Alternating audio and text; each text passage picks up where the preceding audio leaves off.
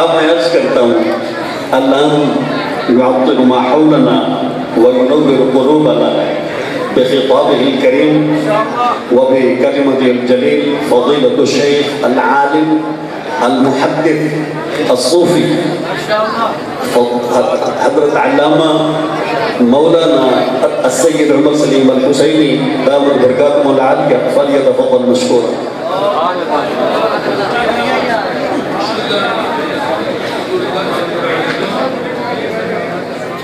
وصلى الله وسلم وبارك على سيدنا محمد خاتم النبيين ورحمة الله تعالى للعالمين سيدنا محمد وعلى آله وصحبه أجمعين. الحمد لله الذي علم بالقلم علم الإنسان ما لم يعلم، والصلاة والسلام على سيدنا محمد النبي الأفخم الأكرم القائل: فقير واحد أشد على الشيطان من 1000 عابد. مكمل علوم الأولين والآخرين، فيا أيها الرجل شفاعة أكثروا من الصلاة والسلام عليه إن صلاتكم نور على الصراط حين تمرون عليه. اللهم صل وسلم وبارك على आप फरमा रहे हैं अल्लाह ताला की हमदो सना उस अल्लाह के लिए जिसने हमारे करीम आका इस्लाम को रहमतुल लिल आलमीन बनाकर भेजा, पहले और पिछले सारे उलूम को मुकम्मल करने वाला बनाकर भेजा। उस नबी की बारगाह में सलातो सलाम जिसने फरमाया था कि एक फकीर 1000 आबिद पर गालिब होता है। उस नबी की शफाअत की उम्मीद रखने वालों उनके हुजूर खिराज अकीदत पेश करो। सलातो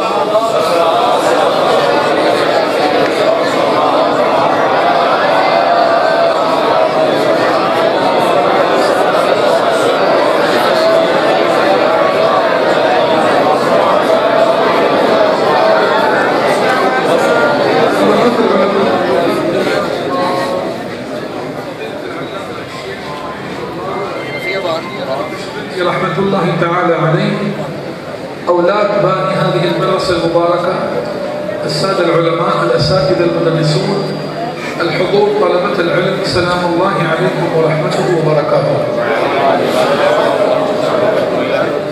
عند قوله تعالى: إنما يخشى الله من عباده العلماء،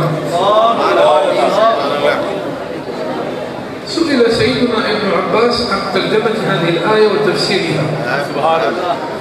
ولا شك أن سيدنا عبد الله بن عباس رضي الله تعالى عنهما هو ترجمان القرآن. رسول الله صلى الله عليه وسلم دعا له قال: اللهم علمه التأويل.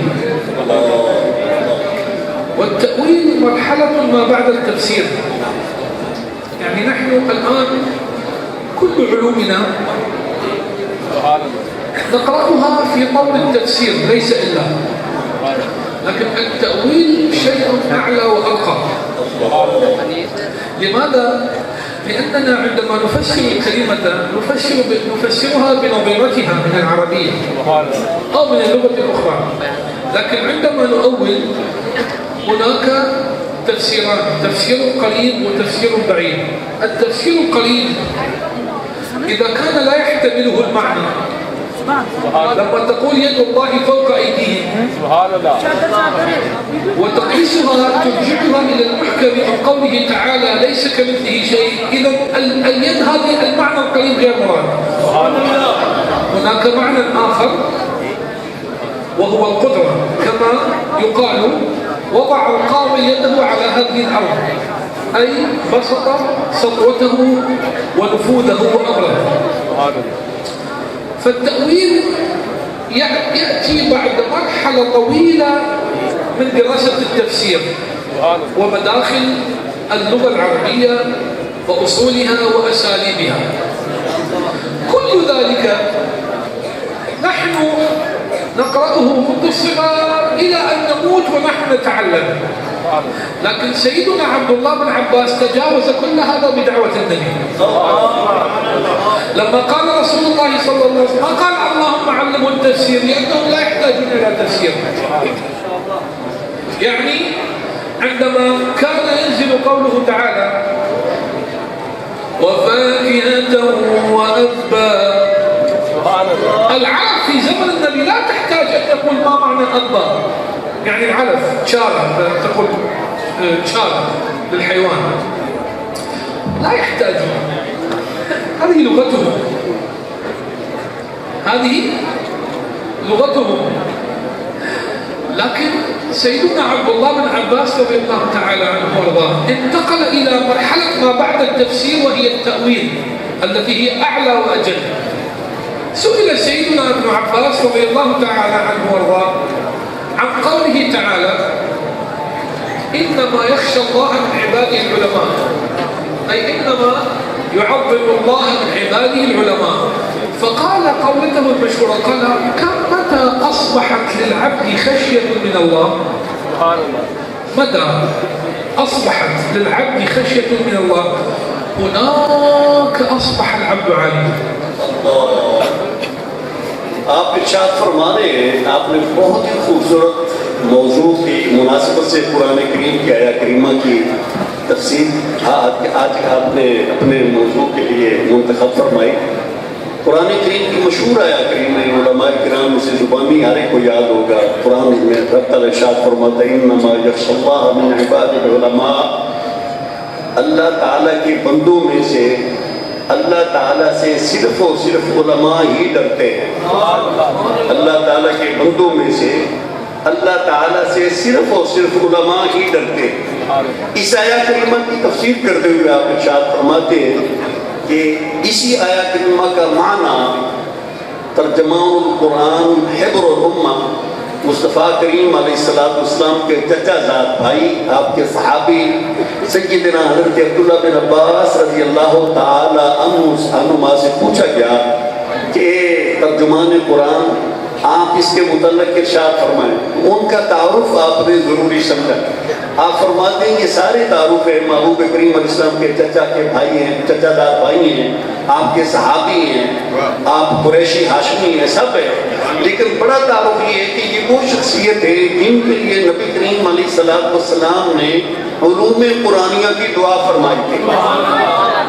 حضور نے دعا فرمائی: اللہم علمہ الکتاب والتاویل، یا اللہ عبداللہ بن عباس کو اپنے قرآن کریم کتاب کی تعلیم بھی دے اور اس کی تعویل کا علم بھی عطا فرما۔ فرماتے ہیں ہمارے ہاں یہ بڑی خوبصورت تقریر، میں سمجھتا ہوں بہت سارے علماء کی ادھر توجہ پہلے نہیں ہوگی، میں نہیں یہ کہتا علم نہیں ہوگا، توجہ نہیں ہوگی جدھر آپ نے دلائی۔ آپ فرماتے ہیں تفسیر اور تعویل میں فرق ہوتا ہے۔ جو چیز معصور کے ساتھ منقول ہوتی ہے پیچھے سے، وہ ہمارے بزرگوں نے کوئی چیز بتا دی کہ آیہ کریمہ کا یہ معنی ہے، لغت کے اعتبار سے، معنی بدی کے اعتبار سے، برا علم کے اعتبار سے اس کی یہ مراد ہے۔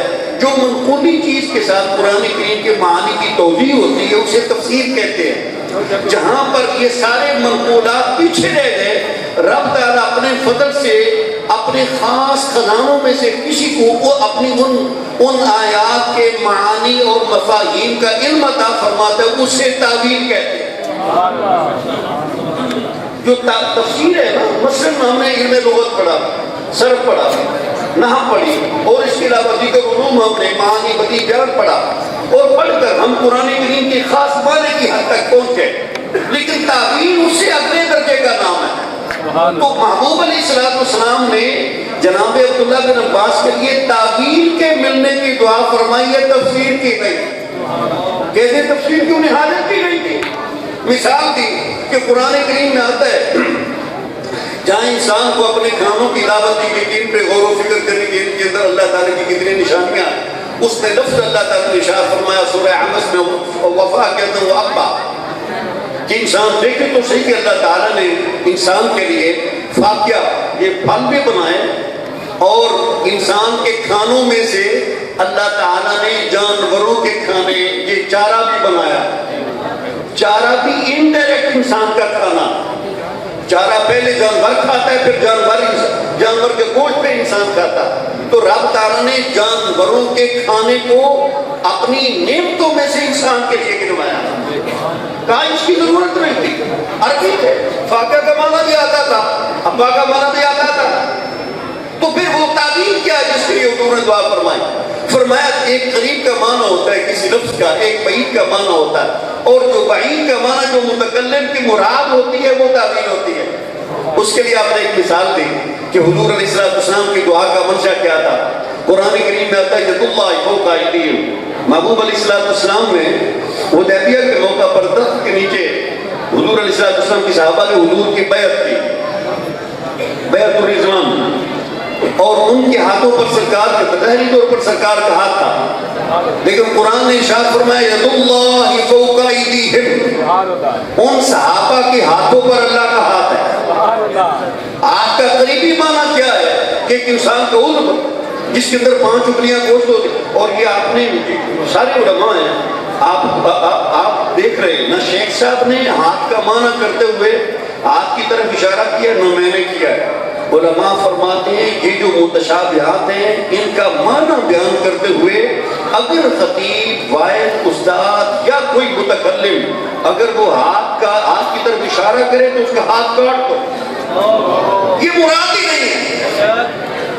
شام کے بہت بڑے عالم تھے جو ان کا بھیا بتوا، ہم یہ انگلی کا انگلی ہو وہاں یہ نہیں کرنا، یہ نہیں کہنا، بس معنی بتانا ہے، چونکہ یہ مراد نہیں ہے۔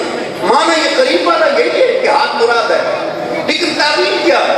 علماء فرماتے ہیں اس کی تعبیر یہ ہے کہ اس ہاتھ سے مراد اللہ تعالیٰ کی قدرت ہے، اور وہ تعبیر ہے۔ اور محبوب علیہ السلام نے ترجمان القرآن کے لیے، حبر الامہ کے لیے تعبیر کے علم کی دعا فرمائی۔ فرماتے ہم معنی کرتے کرتے ساری زندگی سیکھتے سیکھتے تفسیر کے مدارج طے کرتے کرتے پھر ہم تعبیر تک پہنچتے ہیں، اور حضرت عبداللہ بن عباس کو ہیں جنہیں ایک حضور کی دعا نے سارے مدارج طے کروا کے پہلے دن ہی درجہ تعبیر کے علوم میں داخل کروا دیا۔ اب وہ کیا کہتے ہیں، کیا معنی؟ یہ ہے عالم ہوتا ہے، یہ اتنی اپروچ شیخ صاحب کا دیکھ رہے ہیں، میں تو صرف اس کا مفہوم آپ کے ساتھ پیش کر رہا ہوں۔ علماء ان لفظوں سے چاشنی لے رہے ہیں، مدح دے رہے ہیں کہ شیخ صاحب کا انتخاب الفاظ کا چناؤ کتنا خوبصورت ہے۔ تو آپ فرماتے ہیں کہ آپ نے ارشاد فرمایا کہ اس کا معنی یہ ہے انما يعظم الله تعالی من عباده العلماء، اس کا معنی یہ ہے کہ اللہ تعالیٰ کے بندوں میں سے رب تعالیٰ کی تعظیم صرف علماء کا۔ خشیت کا معنی اس لیے کہ خشیت کو تعظیم لازم ہوتی ہے اور تعظیم کو خشیت لازم ہوتی ہے۔ اللہ تعالیٰ کی عظمتوں کو حقیقی طور پر علماء جانتے ہیں۔ فقال رضي الله عنه متى ما أصبحت للعبد خشية من الله هناك أصبح العبد عالما. إذا العلم هو ليس أنك تحفظ مثلا كل جامع أو حتى تحفظ كتاب الهداية. المقصود هو التقوى. المقصود من العلم التقوى التي توصلك إلى مقام الخشية. آپ فرما رہے ہیں کہ انسان عالم اس وقت بنتا ہے جب اسے اللہ تعالیٰ کی خشیت نصیب ہو جائے۔ کتابیں رٹنے سے بندہ عالم نہیں ہوتا۔ شیخ صاحب کی تقریر کا خلاصہ یہ ہے کہ کتابیں رٹنے سے بندہ عالم نہیں ہوتا، بندہ ہدایہ زبانی کو بیان کرتے ہیں، سارا ہدایہ اس کی چار جلدیں بندے کو زبانی آتی ہیں، اولین اخیر شرح جامی زبانی آتی، کہتے ہیں عالم تب بنے گا جب وہ علم رب تعالیٰ کی خشیت کا سبب۔ لذلك نقرأ في سيرة إمامنا الأعظم إمام الأئمة سيدنا الإمام الأعظم أبو حنيفة النعمان رضي الله تعالى عنه وارضاه، الذي كان إماما في الزهد، إماما في التقوى، إماما في الورع، إماما في العلم، إماما في الاحتياط، إماما في العبادة، إماما في العلم. إمامنا الأعظم رضي الله عنه وارضاه دعك من كل هذه الجوانب، لكن انظر إلى الورع الموجود عنده. هؤلاء الأئمة ما برز وجههم في السماء اعتباطا هكذا، والله ما وصلوا إلا بتقوى الله. يقال أن في زمن سيدنا الإمام الأعظم أبي حنيفة ضاعت شاة في بغداد، ضاعت شاة بكري ضاعت فقدها صاحبها، فإمامنا الأعظم سأل عن عمر هذه الشاة كم تعيش؟ فقالوا أكثر شيء 5 سنوات. فبقي إمامنا الأعظم على ثراه الذي كان عنده. سيدنا الإمام الأعظم كان ثريا، كان في كل حجة التي حج 50 حجة، في كل حجة يأخذ 100 حاج على حسابه من العلماء والفقهاء والأساتذة وقراء القرآن. आप फरमा रहे हैं कि हजरत इमाम आज़म मौनी फापूर जो आपने पहले दावा किया उसे एक एग्जाम्पल के साथ, मिसाल के साथ आप अपने मफहूम को आप वाज़ेह फरमाना चाहते हैं। फरमाते हैं हजरत इमाम आज़म मौनी रहमा ऐसे नहीं कि टाइटल मिल गया और आप हर चीज से सबसे बड़े इमाम थे, इल्म के एतबार से, अमल के एतबार से, तकवा के एतबार से, बरा के एतबार से, सखावत के एतबार से, कसरत इबादत के एतबार से, नसीहत उम्मत के एतबार से, खैर खाई के एतबार से सबसे बड़े आप वाक़तन आप इमाम आज़म थे। आप फरमाते हैं आप ऐसे पढ़ने पढ़ाने की वजह से आप ये आसमान इल्म के दरख्शिदा सितारे नहीं बने, बल्कि आप अपने तकवा और खशियत इलाहिया की वजह से इसको काम करें।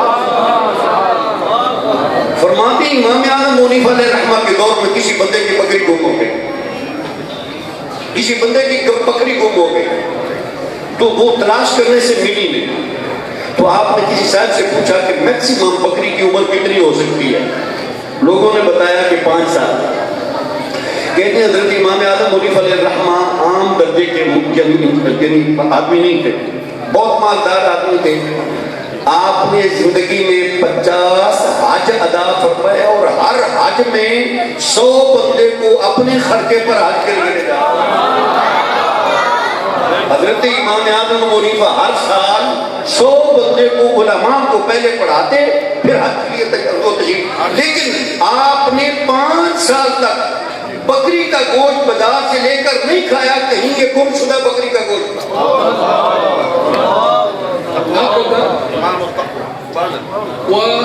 ولما رؤي سيدنا الجنيد البغدادي قدس سره، هذه السلسله يا اخوان عندما نقول الامام الاعظم جنيد البغدادي، شيخ معروف الكرخي، سليم السقطي، سيدنا ابو بكر الشبلي، حبيب العجمي، داود الطائي، سيدنا موسى الكاظم، هؤلاء الشيخ عبد القادر الجيلاني في بغداد، هؤلاء كانوا في زمن قد انتهت اليهم رياسه العلم، وفي زمنه في زمن الدوله العباسيه من تنتهي اليه رياسه العلم في مكان، اي ان رياسه العلم انتهت اليه في كل الدنيا. ماذا قال سيدنا الجنيد البغدادي قدس سره عندما رؤي في المنام؟ قيل يا جنيد ما فعل الله بك؟ وهذا قولنا كل انسان. يعني نحن لماذا نعبد الله؟ نعبد الله رجاء ان يغفر لنا، يرحمنا، يدخلنا برحمته. لا يوجد منا واحد ضامن الجنه ابدا.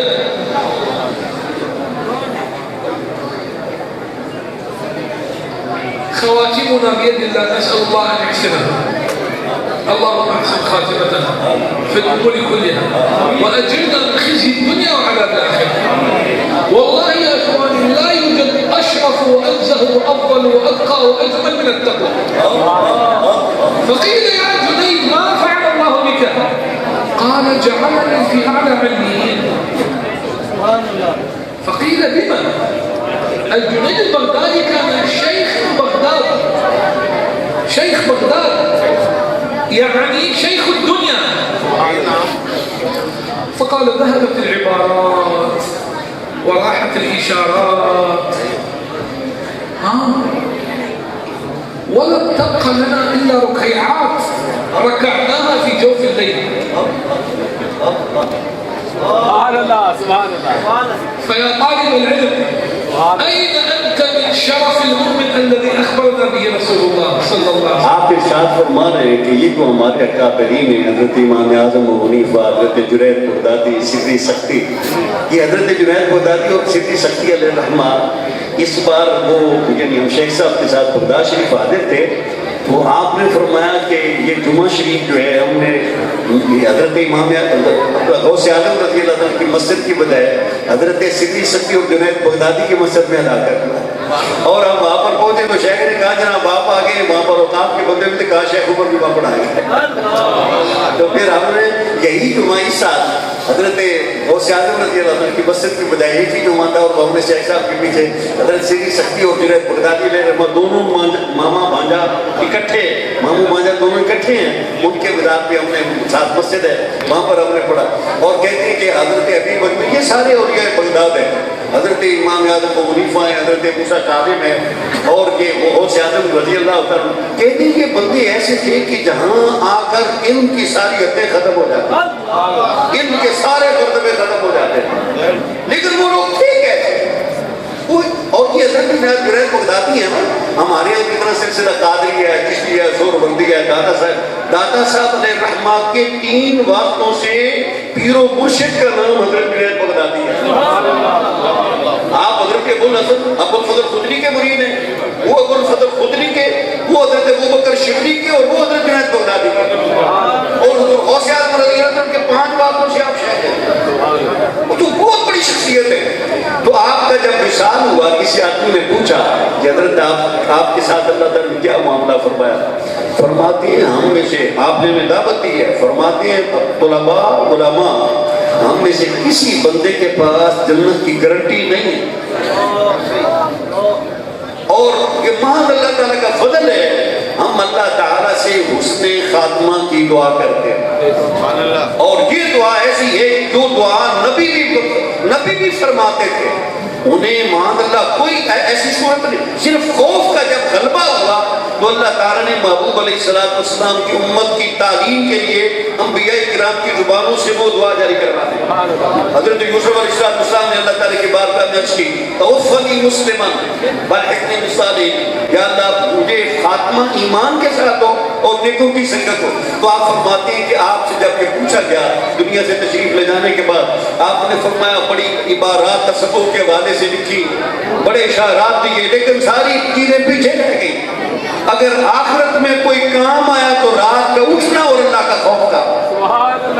یہ خشیت کہتے ہیں علماء کے ماتھے کا جھومر ہے۔ اے طلباء تم بھی ذرا دیکھو، علماء تم بھی دیکھو کہ راتوں کو تمہارا اٹھنا کہاں ہے اور خشیت الہیہ کے کرتے ہیں۔ بڑی فکری، بڑا آپ کا فکری خطاب ہے۔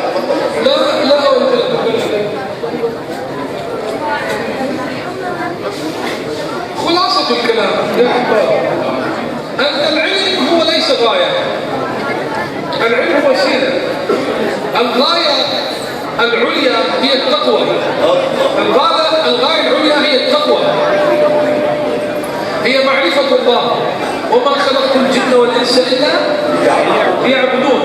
يا أحباب، سئل سيدنا أحمد بن حنبل رضي الله تعالى عنه وارضاه عندما رأى الناس أن الناس يتجمهرون ويجتمعون على شيخ معروف الكرخي، وشيخ معروف الكرخي بالنسبة بعلم الحديث مستواه ليس مثل الإمام أحمد بن حنبل.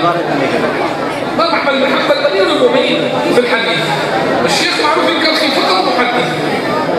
فسئل الإمام أحمد بن حنبل قيل له لما الناس تجتمع على شيخ معروف الكرخي ولا يكون عندك بكذا؟ قال وهل العلم إلا ما وصل إليه معروف، وهل العلم إلا ما وصل إليه معروف، يعني من الزهد والتقوى والورع.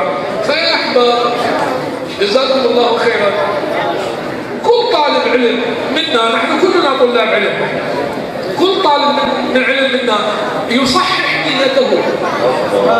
قال تعالى حكاية عن سيدنا سليمان يقول لابنه وهو يعده، يقول له واقصد في مشيك، أي اجعل لسيرك إلى الله قصدا.